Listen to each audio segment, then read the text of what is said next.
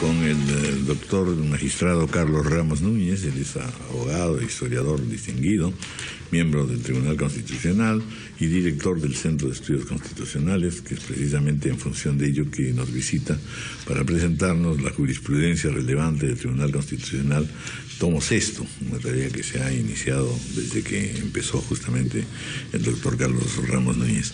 Bienvenido, doctor, gracias por estar con nosotros. Muy buenos días, Raúl, muy buenos días, señor Canchay. ¿Cómo está, doctor? Bueno, cuéntenos un poco el trabajo, sobre todo, qué cosas significa esta y por qué es necesaria esta recopilación y este estudio, en fin, de todas las actuaciones y señalamientos de un tribunal.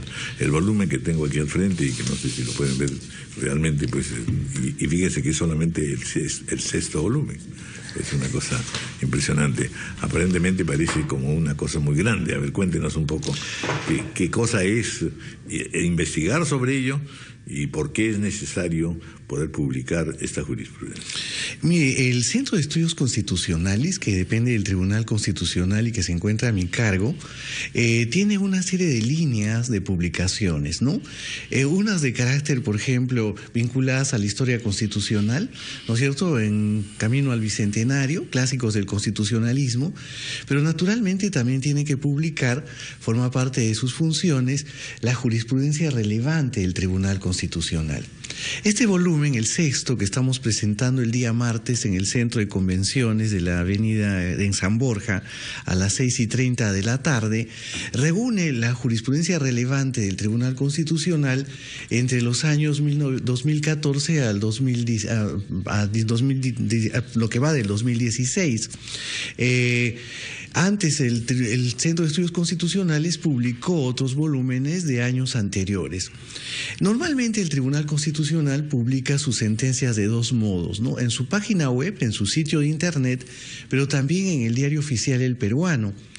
El Centro de Estudios Constitucionales, en esta publicación de jurisprudencia relevante, lo que hace es una selección de aquellos casos que se consideran, ¿no es cierto?, emblemáticos, relevantes. Doctrina. Exactamente. Y bueno, de otra manera, si publicáramos toda la jurisprudencia, sería, bueno, en una selección sería demasiado. Hemos optado, sin embargo, por hacer una publicación no solamente impresa, sino también en línea, en la página web, y además un detalle interesante es que hemos publicado en formato de pendrive de USB, ¿no es cierto? De tal manera que las personas que vayan el día martes a la presentación de nuestro libro tendrán una versión en pendrive que tiene 8 gigas, de tal manera que por ejemplo, un estudiante de Derecho o un abogado bien podría incluir información, ¿no es cierto?, comentarios a la jurisprudencia del Tribunal Constitucional o de la doctrina constitucional dentro del propio USB, ¿no? Ahora, interesante cuando usted dice relevante. Si pudiera usted abundar un poco sobre qué cosa los lleva a ustedes a calificar ciertos fallos como fallos relevantes y qué cosa supone eso. Bueno, esa es una interesante pregunta porque naturalmente tiene que ver con aquella jurisprudencia que tiene una importancia ya sea social, ya sea política, económica, o que oriente el trabajo de la jurisprudencia del Tribunal Constitucional. Le doy un ejemplo. Por ejemplo, en ese volumen tenemos una sentencia que desestimó un proceso de inconstitucionalidad contra una ley de presupuesto familiar. Entonces, ¿en qué consistía? Se dictó una ley por el Congreso de la República que buscaba proteger a los estudiantes que seguían estudios superiores cuando por falta de pago durante un ciclo no los dejaban asistir a clases o no les tomaban exámenes, ¿no? Entonces el Tribunal Constitucional consideró por mayoría, porque naturalmente también se publican los votos singulares, de que se afectaba, digamos, el derecho a la educación y que sin perjuicio de que se le cobrara la pensión, ¿no es cierto?, en su oportunidad, no tenía que ser afectado en cuanto a su asistencia a clases o a la evaluación, ¿no? Ese es, por ejemplo, a nuestro juicio, un proceso relevante. Otro caso tiene que ver con las leyes de presupuesto, que se produjo un proceso de inconstitucionalidad porque se prohibía que se establecieran negociaciones colectivas con los trabajadores en materia de aumento de remuneraciones.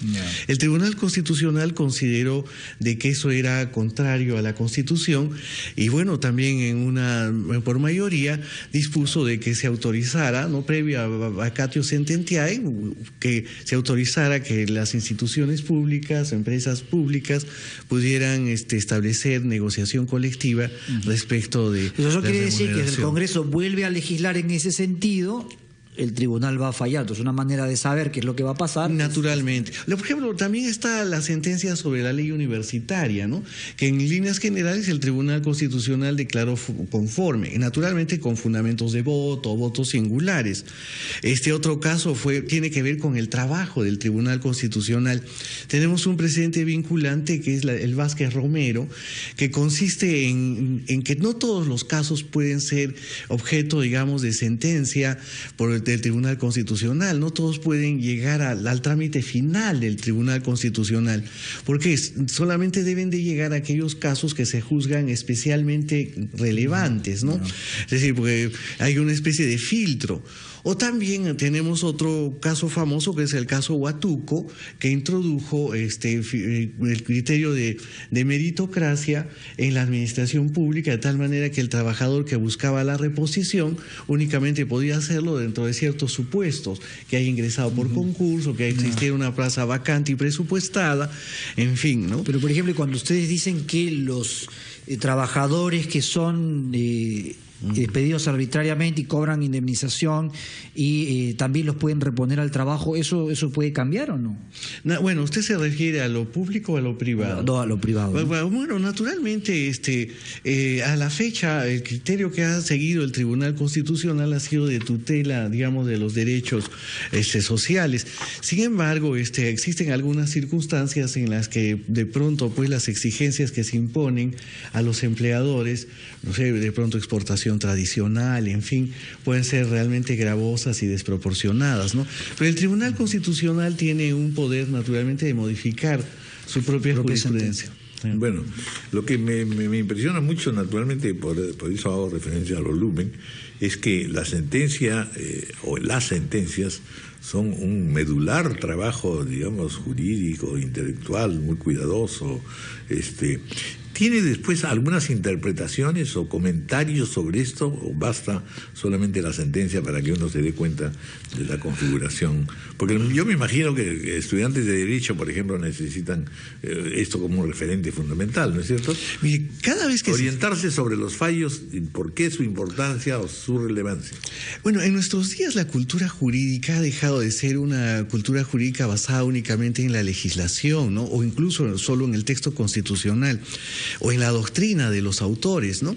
En nuestros días lo que ocurre es un fortalecimiento, yo diría un protagonismo de las sentencias judiciales en la cultura jurídica, de tal manera que los estudiantes de Derecho, los abogados, comentan asiduamente en las redes sociales, en revistas especializadas o incluso en la cátedra universitaria las sentencias del Tribunal Constitucional. De tal manera que resultan siendo importantes. Es una ilustración en vivo. En vivo, directo, en efecto, es lo que podríamos decir el derecho en movimiento, ¿no? Exacto, exactamente, bueno. Más allá, digamos, de la letra muerta de la ley, ¿no? Muy bien, bueno, muy interesante, don Carlos Ramos Núñez.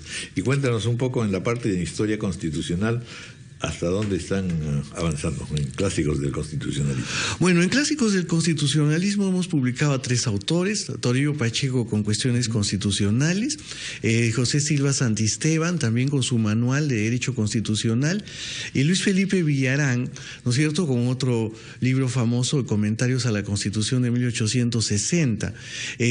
Pensamos publicar las ideas, por ejemplo, de José Faustino Sánchez Carrión, ¿no es cierto?, en polémica con Javier de Luna Pizarro, es decir, dos grandes personalidades. Un momento central. Un momento central, claro, porque ambos eran republicanos. Sin embargo, Luna Pizarro al final podríamos decir que sus ideas predominaron, porque el sistema de unitario en base al sistema francés terminó por prevalecer en la Constitución de 1828, y bueno, y salvo la breve interrupción de la Confederación peruano-boliviana, hemos tenido un sistema unitario hasta el día de hoy, ¿no? Una última pregunta que tiene que ver con una vacancia en el Tribunal de la Magistratura.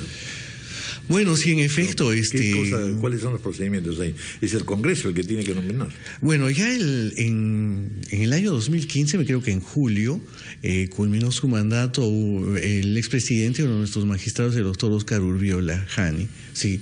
Entonces, naturalmente, con la anticipación del caso, el mismo magistrado, en ese momento presidente del Tribunal Constitucional, remitió al Congreso de la República, ¿no es cierto?, la comunicación en la que indicaba, ¿no?, donde se precisaba que debía de nombrarse a su reemplazo, ¿no? Yo entiendo de que el Congreso de la República, como ha hecho recientemente respecto del Defensor del Pueblo, hará el nombramiento respectivo, lo cual también sirve para fortalecer las instituciones democráticas, ¿no es cierto? Es importante que los plazos que están fijados en la Constitución se cumplan, ¿no es cierto? Porque de otra manera tenemos instituciones que pueden hacerse precarias, ¿no? Muy bien, gracias, doctor Carlos Núñez, por haber estado con nosotros. Bien, muchas gracias. 8:46, hacemos una pausa.